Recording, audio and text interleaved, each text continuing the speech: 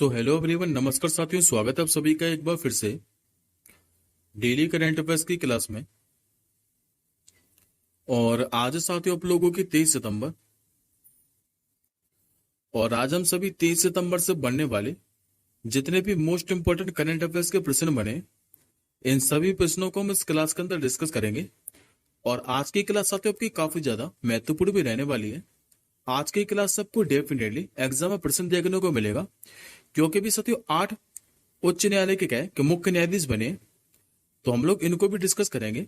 और साथ में अभी साथ जो श्रीलंका देश है, यहाँ के नए राष्ट्रपति भी बन गए, तो इन सभी क्वेश्चनों को हम इस क्लास के अंदर डिस्कस करेंगे। लेकिन साथियों उससे पहले एक बार मैं आपको 22 सितंबर के करंट अफेयर्स को क्विकली रिवाइज करा देता हूं मात्र 2 मिनट के अंदर। उसके बाद हम लोग आज के क्वेश्चनों की बढ़ेंगे। तो जैसा कि साथियों लास्ट क्लास के अंदर मैंने आप लोगों को पढ़ाया था कि जो मिस इंडिया वर्ल्ड वाइड है 2024, इसका भी जो किताब है ये किसने जीता है, तो ये भारतीय मूल के हैं। नाम है इनका ध्रुवी पटेल। 14वीं हॉकी इंडिया जूनियर पुरुष राष्ट्रीय चैंपियनशिप के बारे में मैंने आपको पढ़ाया था, जो कि भी किसने जीती थी, तो पंजाब ने। जबकि फाइनल में हराया किसको था, तो उत्तर प्रदेश को। अभी साथ जो आईसीसी है, यानी कि इंटरनेशनल क्रिकेट काउंसिल, इसने विश्व कप में पुरुष और महिला क्रिकेट टीमों के लिए क्या है कि समान राशि की घोषणा कर दी है। सुरेश कुमार कैत का नाम मैंने आपको पढ़ाया था, जो कि भी मध्य प्रदेश हाई कोर्ट के नए मुख्य न्यायाधीश बन गए।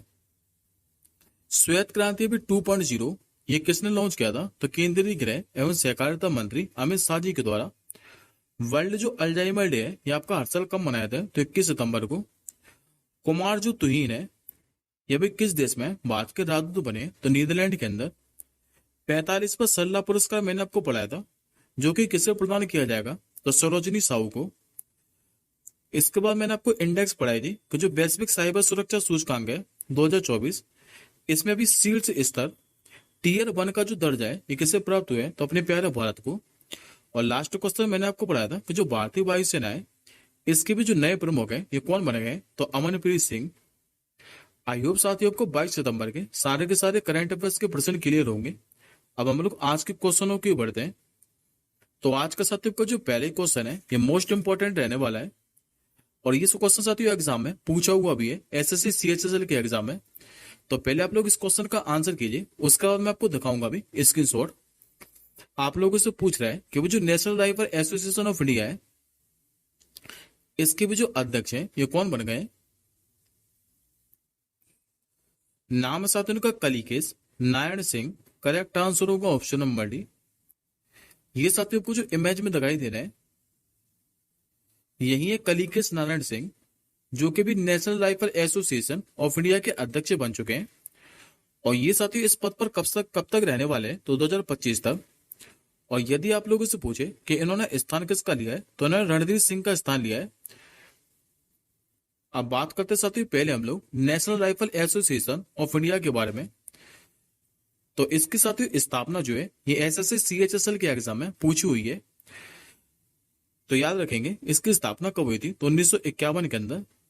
और ये भारत में शूटिंग खेलों को बढ़ावा देने और लोकप्रिय बनाने के लिए जो है ये जिम्मेदार है। और जबकि साथियों इसके संस्थापक कौन थे, तो लोकसभा के जो प्रथम अध्यक्ष थे जीवी मावलंकर साहब, ये इसी के संस्थापक थे। अब एक बार साथियों क्वेश्चन देखिए, जो कि एसएससी सीएचएसएल के एग्जाम में पूछा गया था। ये साथियों एसएससी सीएचएसएल के एग्जाम में पूछा गया था 12 अगस्त 2021 को शिफ्ट 3 के अंदर, कि जो national rifle association of India है, इसकी स्थापना कब हुई थी। ऑप्शन दिए गए थे 1964 में, 1956 के अंदर, 1951 के अंदर, या फिर 1948 के अंदर। तो याद रखेंगे 1951 के अंदर national rifle association of India की स्थापना हुई थी। अब आज के साथ ही दूसरे क्वेश्चन क्यों बढ़ते हैं। तो आज साथ ही मैं आपको लगातार 4 अपॉइंटमेंट पढ़ाने वाला हूं, जो कि सारे के सारे नए हैं। अगला क्वेश्चन भी आपका अपॉइंटमेंट से संबंधित है। आज का दूसरा क्वेश्चन आप लोगों से पूछ रहा है कि हाल ही में जो मुक्तेश परदेसी है, ये भी किस देश में भारत के राजदूत बन गए। ये बन चुके हुए साथी तुर्की देश के अंदर। सही आंसर होगा ऑप्शन नंबर सी। देखिए साथी जो मुक्तेश परदेसी है, ये अभिनव अनुभवी राजनयिक है, और 1991 की जो है ये विदेश सेवा अधिकारी है। और इनको भी तुर्की देश के अंदर क्या है कि भारत का नया राजदूत बना दिया है। पहले साथ हम लोग तुर्की के बारे में देख लेते हैं मैप के माध्यम से। उसके बाद में अभी लास्ट 10 दिन के अंदर जितने भी मैंने आपको राजदूत पढ़ाए वो आपका मैं सारी रिवाइज करा देता हूँ, जो कि मैंने आपको लास्ट 10 दिन के अंदर 4 देशों के अंदर बात के राजदूत पढ़ाए और सारे के सारे नए हैं, वो आपको मैं फटाफट रिवाइज करा दूंगा। तो पहले आप लोग तुर्की को देखिए मैप के अंदर। जितना भी साथ आपको हाईलाइट पार्ट दिखाई दे रहा है ये तुर्की। तुर्की की यदि आप लोगों से राजधानी पूछे तो ये अंकारा, और तुर्की में मुद्रा क्या चलती है तो लीरा। जबकि साथ ही यहाँ के राष्ट्रपति कौन है तो रेजेप तैयब एर्दोगन। अब एडिशनल इन्फॉर्मेशन देखिए, इस साथ ही चारों के चारों जो राजदूत हैं ये भी नए बने हैं लास्ट 10 दिन के अंदर। मैंने अभी आपको पढ़ाया था कि नीदरलैंड में भी भारत के राजदूत कौन बने थे तो कुमार तोइन। आइसलैंड में भी भारत के राजदूत कौन बने तो आर रविंद्र। क्रोएशिया देश के अंदर भारत के राजदूत कौन बने तो अरुण गोयल। और स्वाति विजय जो कुलकर्णी है ये भी अल्जीरिया देश के अंदर बाद में राजदूत बने थी, जो कि जो अल्जीरिया है ये भी न्यू डेवलपमेंट बैंक का नया सदस्य देश भी बना था, ये मैंने आपको बताया था। अब आज का तीसरा अपॉइंटमेंट देखिए। आज का साथियों आपको तीसरा अपॉइंटमेंट पूछ रहा है कि जो राष्ट्रीय अपराध रिकॉर्ड ब्यूरो है इसका भी जो अध्यक्ष है ये किसने नियुक्त कर दिया है। नाम है इनका साथियों आलोक रंजन। करेक्ट आंसर होगा ऑप्शन नंबर ए। देखिए साथियों जो भारतीय पुलिस सेवा अधिकारी है यानी कि आईपीएस आलोक रंजन, इनको भी राष्ट्रीय जो अपराध रिकॉर्ड ब्यूरो है इसका भी प्रमुख नियुक्त कर दिया है। और आलोक रंजन की बात करें तो ये 1991 बैच के मध्य प्रदेश कैडर के आईपीएस अधिकारी हैं। और ये इस पद पर साथियों कब तक रहने वाले हैं तो 30 जून 2026 तक। जबकि साथियों स्थान किसका लेंगे तो विवेक गोगिया का। अब बात करते साथियों हम लोग पहले राष्ट्रीय अपराध रिकॉर्ड ब्यूरो के बारे में। तो इसके साथ जो स्थापना है 11 मार्च 1986 के अंदर हुई थी। मुख्यालय आप लोगों से पूछे तो नई दिल्ली के अंदर है और यह गृह मंत्रालय के अंतर्गत आता है। अब एक बार साथ हम लोग बाकी के अपॉइंटमेंट को और देख लेते हैं। जैसे कि सारे के सारे साथ जो अर्धसैनिक बल हैं इनके भी नए महानिदेशक बने हैं। एक बार इनको फटाफट से देख लीजिए। जैसे कि अनीश दयाल सिंह, इनको भी सीआरपीएफ का नया महानिदेशक बनाया गया है।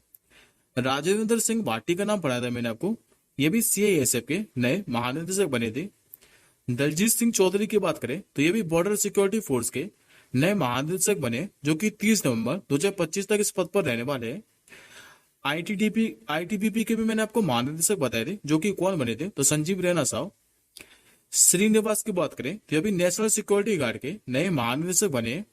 और एसएसबी के मैंने अभी आपको पढ़ाया 2 दिन पहले ही कि जो अमृत मोहन प्रसाद है ये भी सशस्त्र सीमा बल के नए महानिदेशक बन गए। अब आज का चौथा अपॉइंटमेंट देखिए। आज का साथियों आप लोगों से चौथा अपॉइंटमेंट पूछ रहा है कि भाई सरदार जो वल्लभ भाई पटेल राष्ट्रीय पुलिस अकादमी है इसका भी जो नया निदेशक है ये किससे नियुक्त किया गया है।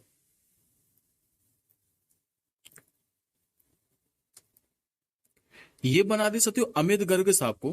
करेक्ट आंसर होगा ऑप्शन नंबर ए।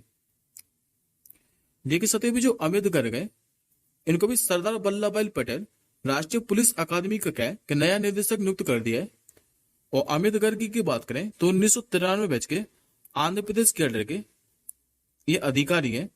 और इनका ये कार्यकाल कब तक रहने वाला है तो अक्टूबर 2027 तक। अब बात करते साथ हम लोग सरदार वल्लभ भाई पटेल राष्ट्रीय पुलिस अकादमी के बारे में, क्योंकि साथियों यहां से भी क्वेश्चन क्या है कि यूपी पुलिस के एग्जाम में पूछा हुआ है। मैं आपको स्क्रीनशॉट के माध्यम से भी दिखाऊंगा।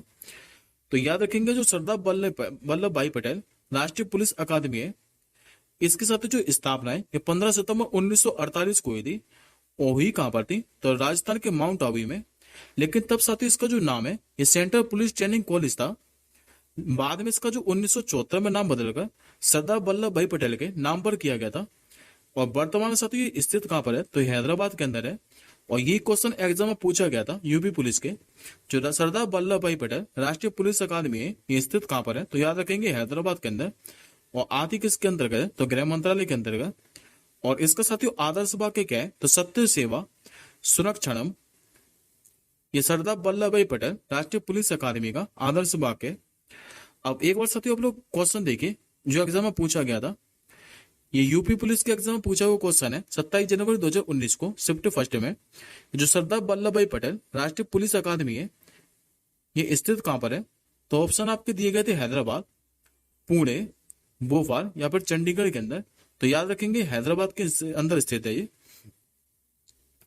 अब आज का साथियों चौथा क्वेश्चन देखिए, क्योंकि मैंने आपको बोला था कि अभी श्रीलंका के नए राष्ट्रपति बन गए, इसी से संबंधित क्वेश्चन है। आप लोगों से पूछ रहा है कि हाल ही में जो अनुरा कुमार दिसानायके है, यह भी किस देश में नए राष्ट्रपति बन गए?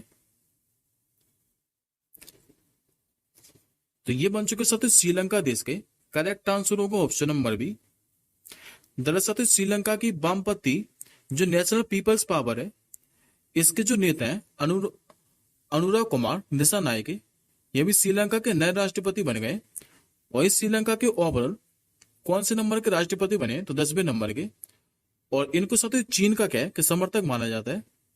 बात करते साथियों पहले हम लोग श्रीलंका के बारे में, तो मैप में साथियों आपको दिखाई देगा श्रीलंका की राजधानी पूछे तो ये साथियों श्री जयवर्धने पूरे कोटे मुद्रा के चलती है तो श्रीलंका ही रूपी। और अब यहाँ के नए राष्ट्रपति कौन बन गए? तो अनुराग कुमार दिसानायके। और प्रधानमंत्री की बात करें तो दिनेश गुणवर्धने यहाँ के प्रधानमंत्री हैं। और ये क्वेश्चन साथियों एसएससी के एग्जाम में पूछा हुआ है कि जो श्रीलंका और भारत के बीच में ये कौन सा जलडमरू स्थित है? तो पाक जलडमरू। और इसी से संबंधित साथियों एक क्वेश्चन और पूछता है कि जो कच्चा तीबू द्वीप है ये किन देशों के बीच में स्थित है? तो याद रखेंगे भारत और श्रीलंका के बीच में। अभी दोस्तों राष्ट्रपति से संबंधित क्वेश्चन है। तो हाल फिलहाल में मैंने आपको जितने भी राष्ट्रपति या फिर प्रधानमंत्री पढ़ाए वो मैं आपको सारे रिवाइज करा देता हूं, सभी को ध्यान से देखिएगा। जैसे कि मैंने अभी आपको रिसेंटली पढ़ाया कि जो मोहम्मद गाजी जलाली है, ये भी किस देश के नए प्रधानमंत्री बने थे? तो ये बने थे तो सीरिया देश के। अब्दुल मजीद जो तैब्बोन है, ये भी किस देश के राष्ट्रपति बने थे? तो ये बने थे अल्जीरिया देश के। और अभी मैंने आपको जाफर हसन का नाम भी पढ़ाया था, ये भी किस देश के नए प्रधानमंत्री बने? तो ये बने थे जॉर्डन देश के। हाल ही में भी थाईलैंड की जो नई प्रधानमंत्री है ये कौन बनी है? तो इनका नाम है सेना बात्रा। कामिल मधुरी का नाम पढ़ाया था मैंने आपको, ये भी किस देश के नए प्रधानमंत्री बने? तो ट्यूनीशिया देश के। जबकि निकोला जो मादुरो है, यह भी किस देश के नए राष्ट्रपति बने थे? तो वेनेजुएला के। अभी गीता नास नौसेदा का नाम भी पढ़ाया था मैंने आपको, यह भी किस देश में राष्ट्रपति बनी है? तो लिथुआनिया देश की। आइसलैंड के भी नए राष्ट्रपति कौन बने थे? ये बन चुके हल्ला टॉमिस डॉटर। और जो क्रिस्टल मिशन है, ये भी किस देश के नए प्रधानमंत्री बने? तो ये बने थे एस्टोनिया देश के, जो कि एक बाल्टिक देश है। अब आज का साथ छठवां क्वेश्चन देखे, जो कि आपका स्पोर्ट्स से संबंधित रहने वाला है। आप लोग इससे पूछ रहे हैं कि भाई जो दिलीप ट्रॉफी है 2024, इसका जो खिताब है ये किसने जीत लिया है? तो ये साथियों घरेलू टूर्नामेंट है दिलीप ट्रॉफी। और इसका जो आयोजन है ये बीसीसीआई के द्वारा ही किया जाता है। और इसका जो खिताब है 2024 का, ये जीत लिया अभी इंडिया ए ने। करेक्ट आंसर होगा ऑप्शन नंबर ए। अभी बल्लेबाज मयंक अग्रवाल की कप्तानी में जो इंडिया ए है, इसने दिलीप ट्रॉफी 2024 का खिताब अपने नाम कर लिया है। और इस बार साथियों दिलीप ट्रॉफी का कौन सा संस्करण था? तो 67वें नंबर का संस्करण। जबकि इंडिया ए ने फाइनल में हराया किसको है? तो इंडिया सी को। और अब तक के साथियों अगर आप लोगों से दिलीप ट्रॉफी की सबसे सफल टीम पूछे तो ये पश्चिमी क्षेत्र है, जिसने 19 बार ये खिताब जीता है। अब बात करते हैं हम लोग बीसीसीआई के बारे में। तो बीसीसीआई के साथ जो स्थापना है 1 दिसंबर 1928 को हुई थी। मुख्यालय का है तो महाराष्ट्र के मुंबई में। अध्यक्ष कौन है इसके? तो रोजर बिन्नी साहब। और जबकि उपाध्यक्ष कौन है? तो राजीव शुक्ला। अब एक बार साथियों आज के ज्ञान के अंदर देखिए, जैसे कि मैंने अभी आपको रिसेंटली पढ़ाया कि 42वीं बार जो रणजी ट्रॉफी है 2023-24, इसका खिताब किसने जीता था? तो ये भी साथियों घरेलू टूर्नामेंट है क्रिकेट से संबंधी। और ये जीता था अभी मुंबई ने। जबकि फाइनल में हराया किसे था? तो विदर्भ को। संतोष ट्रॉफी का खिताब पढ़ाया था मैंने आपको, जो कि फुटबॉल से संबंधित है। 2024 का खिताब अभी किसने जीता है? तो सर्विसेज ने। और फाइनल में किसे हराया था? तो गोवा को। और इंटर कॉन्टिनेंटल कप का खिताब पढ़ाया था मैंने आपको 2024 का, ये किसने जीता है? तो ये साथियों सीरिया ने जीता है। और इसमें रनर अप कौन रहा था? तो अपने प्यारा भारत। आज का साथियों आपको जो 7वां क्वेश्चन है ये दिवस से संबंधित रहने वाला है। आप लोगों से पूछ रहा है कि जो अंतर्राष्ट्रीय शांति दिवस है, यानी कि इंटरनेशनल पीस डे, ये प्रतिवर्ष कब मनाया जाता है?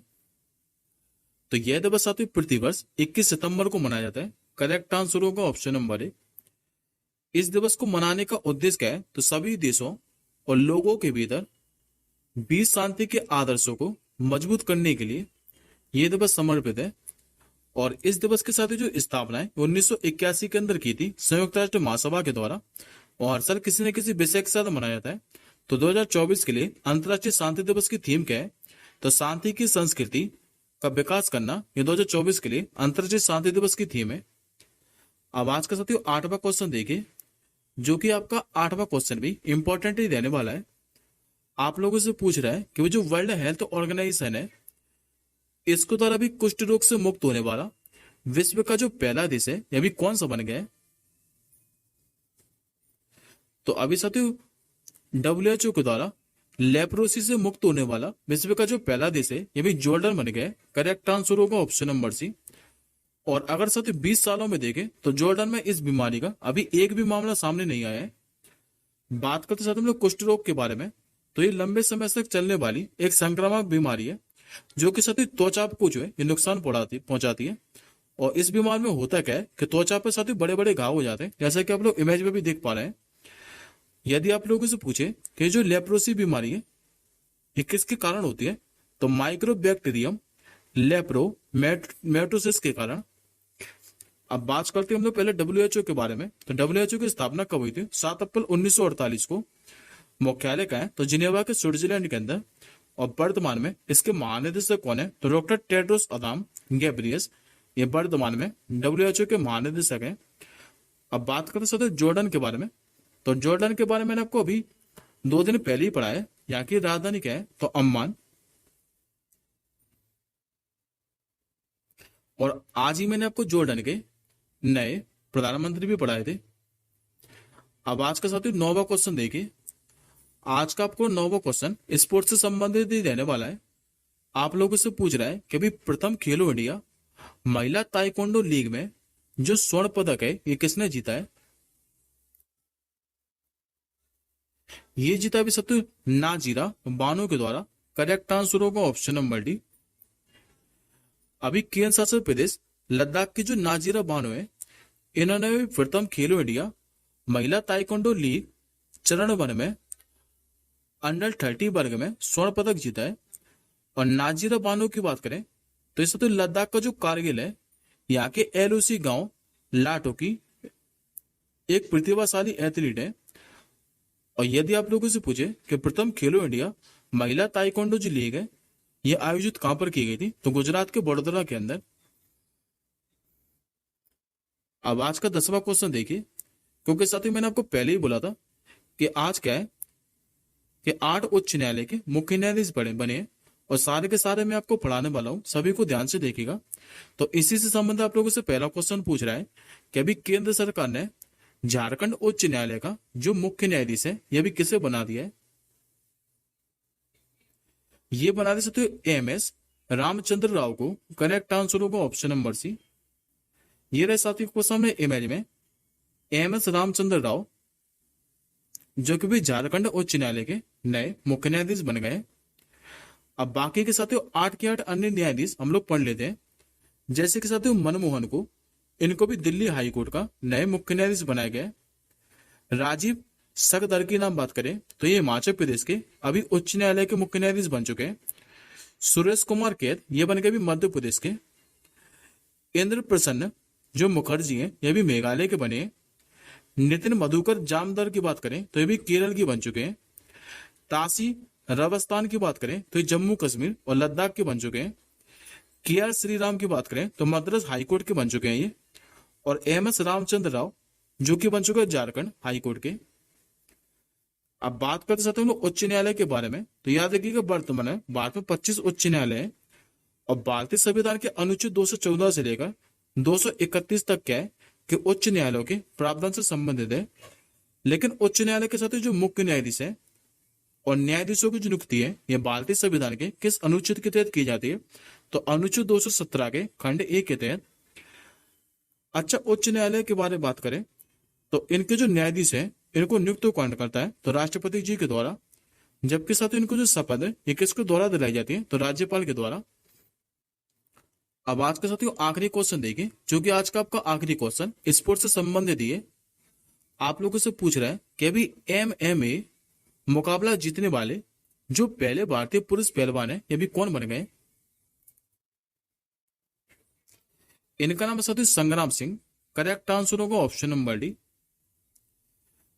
देखिए साथियों, जो संग्राम सिंह है ये मिक्स मार्शल आर्ट मुकाबला जीतने वाले पहले पुरुष पहलवान बन गए। और संग्राम सिंह की बात करें तो इन्होंने साथियों जॉर्जिया के तिब्लिस में जो गामा इंटरनेशनल फाइटिंग चैंपियनशिप है इसमें स्वर्ण पदक जीता है। और कितने किलोग्राम? 12 वर्ग में, तो 93 किलोग्राम 12 वर्ग के अंदर। और इन्होंने साथियों हराया किसको है? तो इन्होंने पाकिस्तानी अंतरराष्ट्रीय जो फाइटर है अली रजा निसार, इनको केवल 1 मिनट और 30 सेकंड में सबमिशन के जरिए हराया है। और ये अभी मिक्स मार्शल आर्ट मुकाबला जीतने वाले पहले भारतीय पुरुष पहलवान बन गए। तो नाम याद रखिएगा, इंपॉर्टेंट है। ये आज का सत्र का क्वेश्चन ऑफ द डे है। आप लोगों से पूछ रहा है कि हाल ही में भी किस मंत्रालय ने जो नोटरी पोर्टल है इसको लॉन्च किया है? इस क्वेश्चन का आंसर साथियों आप लोग कमेंट बॉक्स के अंदर कीजिएगा। और इस क्लास के साथ जो PDF है ये आप सभी हमारे टेलीग्राम ग्रुप से डाउनलोड कर सकते हैं। टेलीग्राम ग्रुप का जो लिंक है वो इस वीडियो के डिस्क्रिप्शन बॉक्स में। अब हम जल्दी मिलेंगे साथियों अगली क्लास के साथ ही। तब तक के लिए जय हिंद, वंदे मातरम।